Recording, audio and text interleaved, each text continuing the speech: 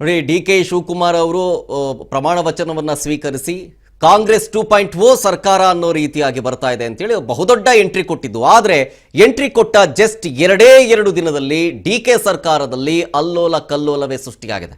CM DK. Shivakumar ಅವರ ವಿರುದ್ಧವೇ ಸಚಿವರು ಬಂಡಾಯ ಸಾರಿರೋದಿಲ್ಲಿ. ನನಗೆ ಆ ಖಾತೆ ಬೇಕು, ನನಗೆ ಈ ಖಾತೆ ಬೇಕು, ಸೀನಿಯಾರಿಟಿ ನೋಡಿಕೊಂಡು ಇವರು ಯಾರೂ ಕೂಡ ಖಾತೆಯನ್ನು ಹಂಚಿಕೆ ಮಾಡಿಲ್ಲ ಹೀಗನ್ನುವಂಥ ಆಕ್ರೋಶ ಹೊರಹಾಕ್ತಾ ಇದ್ದಾರೆ. ಇದು ಬಂಡಾಯದ ಬಿಸಿ. ಒಳೇಟಿನ ಭೀತಿಯಲ್ಲಿ ಕಾಂಗ್ರೆಸ್ ಸಿಕ್ಕಾಕೊಂಡು ಒದ್ದಾಡ್ತಾ ಇದೆ. ಪಟ್ಟಾಭಿಷೇಕದ ಖುಷಿಯಲ್ಲಿರೋ ಡಿಕೆಗೆ ಶಾಕ್ ಮೇಲೆ ಶಾಕ್. ಸಿಎಂ ಆಗಿ 2 ದಿನ ಕಳೆಯೋದ್ರೊಳಗಡೆ ಸಚಿವರೆಲ್ಲರೂ ರೆಬಲ್ ಆಗ್ತಾ ಇದ್ದಾರೆ. ಡಿ.ಕೆ. ಶಿವಕುಮಾರ್ ಅವರ ವಿರುದ್ಧ ಬಹಿರಂಗವಾಗಿ ಅಸಮಾಧಾನವನ್ನ ಹೊರಹಾಕ್ತಾ ಇದ್ದಾರೆ. ಅದರ ಭಾಗವಾಗಿಯೇ ಇವತ್ತು ರಾಮಲಿಂಗಾರೆಡ್ಡಿ ಅವರು ರಾಜೀನಾಮೆ ಕೊಟ್ಟರು. ಮುನಿಯಪ್ಪನವರು ಓಪನ್ ಸ್ಟೇಟ್ಮೆಂಟ್ ಕೊಡ್ತಾ ಇದ್ದಾರೆ. ತಾವು ಮುನಿಸ್ಕೊಂಡಿರೋದು ಗೊತ್ತಾಗ್ತಾ ಇದೆ.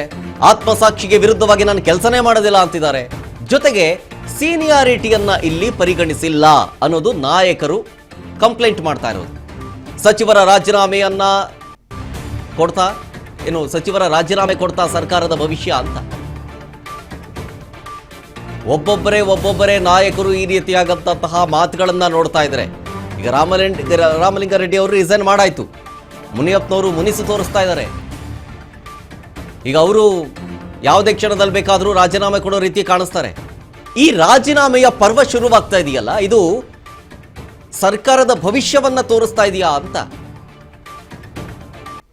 ಯಾರು ಕೂಡ ನಿರೀಕ್ಷೆ ಮಾಡಿರಲಿಲ್ಲ ಈ ರೀತಿಯಾದಂಥ ಬೆಳವಣಿಗೆ ಆಗುತ್ತೆ ಅಂತ. ಎಕ್ಸೆಪ್ಟ್ ಬಿಜೆಪಿ ಹೇಳಿತ್ತು.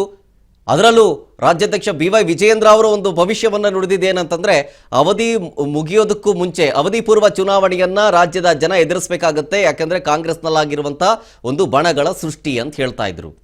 ಆದರೆ ಇಲ್ಲಿ ನೋಡಿ, ಇದು ಬೂದಿ ಮುಚ್ಚಿದ ಕೆಂಡ ರೀತಿ ಇಲ್ಲ, ದಗದಗನೆ ಹೊತ್ತಿ ಉರಿಯೋ ರೀತಿಯಾಗಿದೆ. ಟ್ರಬಲ್ ಶೂಟರ್ಗೆ ಈಗ ಸ್ಟಾರ್ಟಿಂಗ್ ಟ್ರಬಲ್ ಶುರುವಾಗಿದೆ. ಡಿ.ಕೆ. ಶಿವಕುಮಾರ್ ಅವರ ಪರ್ವ ಶುರುವಾಗಿ ಕೇವಲ 2 ದಿನ ಆಗಿರೋದು.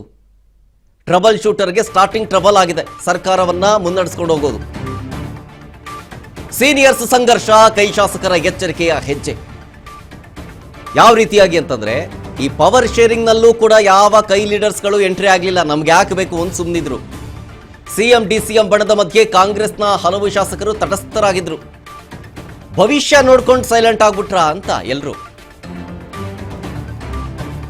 ದೊಡ್ಡವರ ಸಹವಾಸವೇ ಬೇಡ ಅಂತ ಒಂದಷ್ಟು ಜನ ಶಾಸಕರು ದೂರ ಉಳ್ಕೊಂಬಿಟ್ರ ಅಂತ. ಹಂಗೆ ಆಗಿದೆ ಸಿಚುವೇಶನ್. ಈ ಕಡೆ ಮಂತ್ರಿ ಪಟ್ಟನೂ ಬೇಡ, ಪಕ್ಷದಲ್ಲಿ ಯಾವ ಸ್ಥಾನಮಾನವೂ ಬೇಡ, ಸಿಕ್ಕಿದ್ರೇನೆ ತಾನೇ ತೊಂದರೆ ಅಂತ. ಹಾಗಾಗಿ ತಾವಾಯ್ತು, ತಮ್ಮ ಕ್ಷೇತ್ರ ಆಯ್ತು ಅಂತ ಹೇಳಿ ಈ ಕಿತ್ತಾಟದಿಂದ ಒಂದಷ್ಟು ಜನ ಶಾಸಕರು ದೂರ ಸರಿದು ಬಿಟ್ಟಿದ್ದಾರೆ. ಈ ಅಧಿಕಾರ ಹಂಚಿಕೆ ಜಟಾಪಟಿ ನೋಡಿ ಶಾಸಕರೆಲ್ಲರೂ ಮೌನವಾಗ್ಬಿಟ್ಟಿದಾರ ಅಥವಾ ಎದುರುಕೊಂಡಿದಾರ ಅಂತ. ಯಾರೇ ಕೇಳಿದ್ರು ನಾ ಮುಂದು ತಾ ಮುಂದು ಅಂತಿದ್ದಾರೆ. ಪಕ್ಷದಲ್ಲಿನ ಸ್ಥಾನಮಾನಕ್ಕಾಗಿ, ಸಚಿವ ಸ್ಥಾನಕ್ಕಾಗಿ. ಆ ರೀತಿಯಾದಂತಹ ಫೈಟ್ ಇರೋ ಸಂದರ್ಭದಲ್ಲಿ ಒಂದಷ್ಟು ಜನ ಶಾಸಕರು ನಮ್ಗೆ ಯಾಕೆ ಬೇಕು ದೊಡ್ಡವರ ಸವಾಸ ಅಂತ ಸುಮ್ಮನಿದ್ದಂತೆ ಕಾಣಿಸ್ತಾ ಇದೆ.